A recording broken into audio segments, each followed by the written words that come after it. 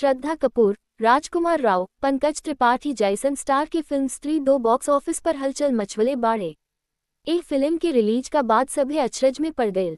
आई film bumper कमा रहल बिया। लोग ए फिल्म के बहुते पसंद कर रहल बा। एकर गाना काटी रात मैंने खेतों में तू आई नहीं के भी लोग पसंद कइले बा। एह गीत के भोजपुरी फिल्म इंडस्ट्री के मशहूर गायक पवन सिंह गवले बाड़न।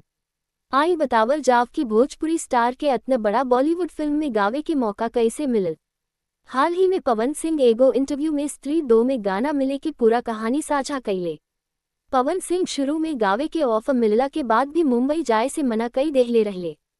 कहलन कि सामने वाला आदमी में महानता हवे। एगो भाई आके कहलन कि यहाँ हमार आपन स्टूडियो बा, हम अपना स्टूडियो में गीत गावेनी। ऐसने एगो हाई रेंज के गाना मॉनिटर रूम में गाना सुननी, सोचनी कि पता नाई गा पाइप की ना, लेकिन माई के आशीर्वाद से हम आधा घंटा के भीतर गीत गवनी। रात भर मिक्सिंग भइल, 8 ही का गिला दिने गाना रिलीज हो गयल। लखनऊ में आयोजन भइल, जहां श्रद्धा जी, राजकुमार भाई भी मौजूद रहले। बहुते बढ़िया रिस्पांस मिलल।